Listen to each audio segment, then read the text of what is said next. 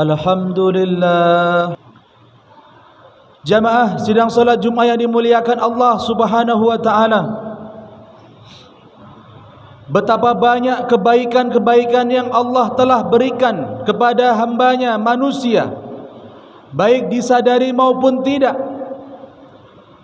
Seperti lewat hembusan angin yang Allah berikan kepada kita, yang kadang-kadang jarang kita syukuri, ataupun lewat tetesan air hujan yang saat ini mengguyur, maka ada hikmah dan kebaikan-kebaikan untuk hamba-hamba yang beriman yang kadang-kadang tanpa kita sadari. Sekalipun hamba Allah itu kadang-kadang dia telah meninggal, ada kebaikan-kebaikan yang Allah telah berikan yang tidak akan pernah putus.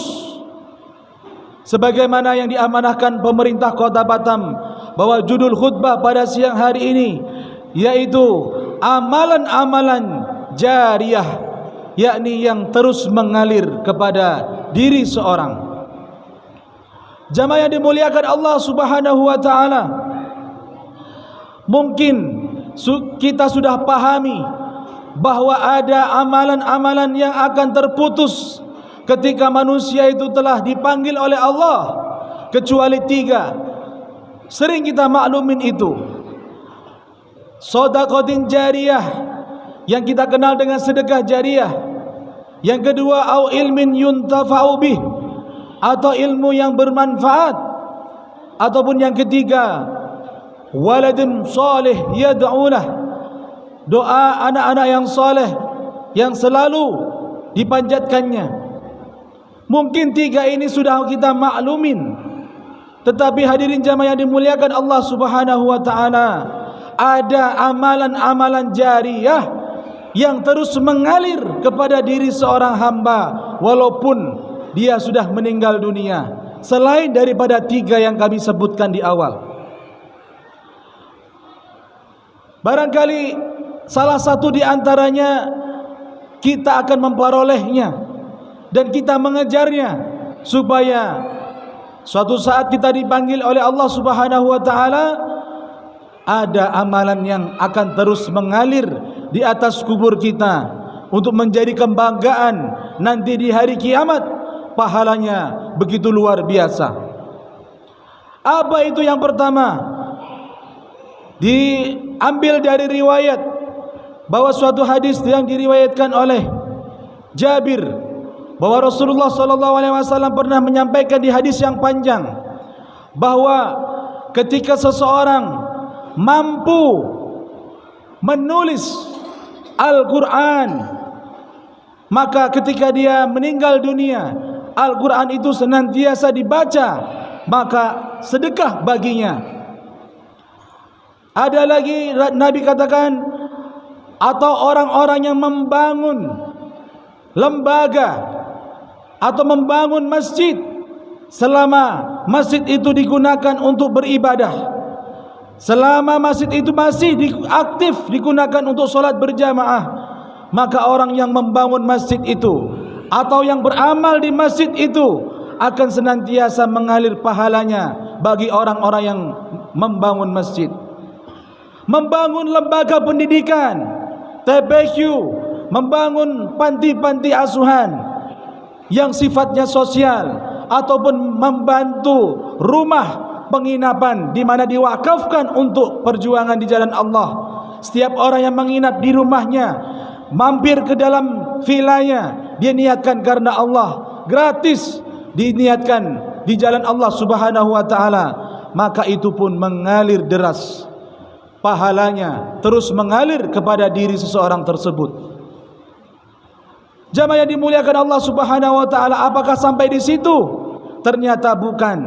Ada orang-orang yang senantiasa mengalirkan air. Kalau orang tua dulu membangun sumur, di mana sumur itu digunakan untuk kemaslahatan umat, silahkan yang mau mengambil air gratis, saya niatkan karena Allah, maka selama sumur itu digunakan, diambil untuk kemaslahatan, maka teruslah mengalir pahalanya. Kalau sekarang di era modern, ada orang yang membayar token air, Ada orang yang memfasilitasi air, silahkan kalian gunakan air itu untuk berwudu, untuk air minum barangkali. Aku gratiskan selama itu untuk kebaikan. Itu pun akan mengalir selama air itu masih digunakan, jamaah yang dimuliakan Allah Subhanahu wa taala.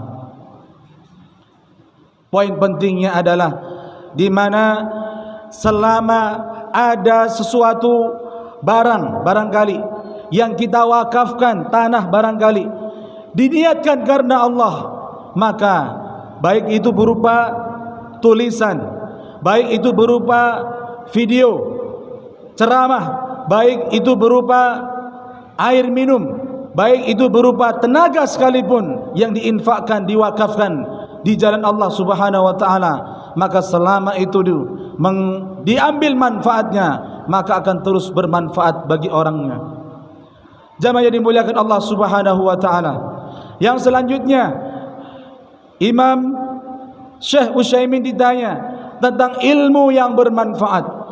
Apakah termasuk ilmu-ilmu umum ataupun ilmu-ilmu cuma syariat saja, ilmu-ilmu syar'i saja? Maka Syekh Utsaimin menjawab bahwa hadisnya ini Nabi mengatakan kalimatnya masih umum, maka diambil oleh para ulama bahwa siapapun yang mengajarkan itu hal-hal kebaikan yang sifatnya ilmu itu bisa mungkin bidang skill ataupun bidang keahlian tertentu di mana orang tersebut melakukan apa yang dia ajarkan, maka baik ilmu dunia maupun ilmu agama, maka terus mengalir pahala bagi siapa yang mengajarkannya itu. Maka betapa bahagianya orang muslim saat ini diberikan kebaikan-kebaikan sama Allah Subhanahu wa taala yang akan terus mengalir. Maka dari hari ini jamaah yang dimuliakan Allah, hikmahnya jangan pernah bosan untuk mengajari, menolong orang kalaupun orang itu butuh. Mungkin bagaimana caranya, ataupun menolong orang bagaimana sih agar bisa bekerja, maka selama itulah manfaatnya digunakan oleh orang yang diajarkan itu, maka kembali kepada orang-orang yang mengajarkan, jamaah yang dimuliakan Allah Subhanahu wa taala. Ataupun doa anak-anak yang soleh, itu pun dikomentari sebagian para ulama. Yang pertama itu waladun soleh itu dimaknai dengan orang-orang beriman. Jadi tidak menutup kemungkinan hanya sebatas anak yang soleh saja.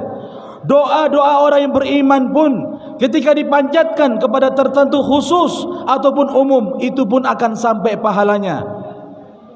Seandainya ada orang memimpin jamaah mengatakan keberkahan ini Al-Fatihah diniatkan kepada orang-orang beriman, guru-guru maupun diniatkan kepada siapapun yang intinya beriman, maka itu pun akan sampai pahalanya terus mengalir selama dia mendoakan orang tersebut, jamaah yang dimuliakan Allah Subhanahu wa taala. Maka jamaah yang dimuliakan Allah Subhanahu wa taala, ada lagi yaitu orang-orang yang menanam pohon, di mana diambil dari hadis ma min muslimin yaghrusu gharsan aw yazra'u zar'an.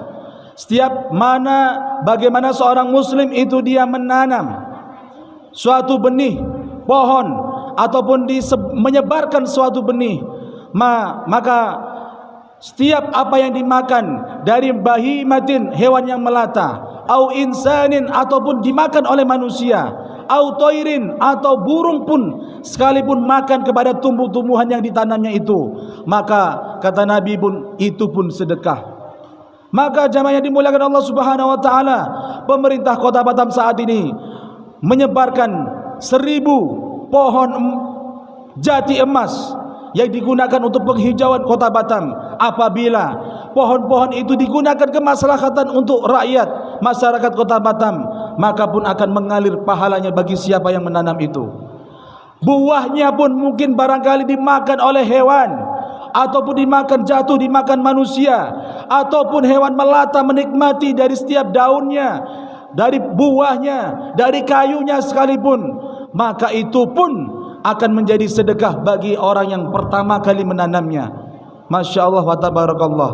Maka hadirin jamaah yang dimuliakan Allah Subhanahu wa taala, sebagai penutup khutbah yang singkat ini, jangan sampai kita hanya membatasi 3 amalan yang jariah tersebut yang dibukakan di awal. Ada lagi banyak sekali, di mana di dalam kitab Riyadhus Shalihin dikatakan setiap sesuatu di mana itu bisa bermanfaat bagi orang lain, walaupun dia sudah meninggal dunia, maka manfaatnya akan kembali kepada orang yang pertama kali memberikan manfaat itu. Maka apapun itu bisa kita implementasikan. Jamaah yang dimuliakan Allah Subhanahu wa taala, banyak sekali di masjid-masjid mungkin barangkali ada yang menitipkan sendal untuk berwudu. Selama sendal itu masih digunakan untuk berwudu oleh jamaah, maka pun pahalanya mengalir kepada orang-orang yang memberikan sendal. Ada orang yang memberikan minum di setiap depan masjid, maka itu pun mengalir pahalanya bagi orang-orang yang memberikan minum.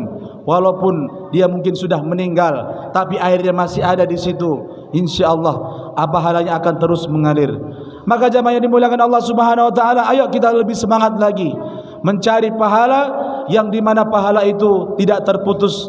Kalaupun nanti kita sudah dipanggil sama Allah, carilah pahala-pahala yang terus bisa bermanfaat untuk orang lain, baik lewat pendidikankah, baik lewat jasakah, baik lewat perdagangankah, semua bisa diarahkan selama itu bisa memberikan kebaikan dan kemaslahatan untuk orang banyak.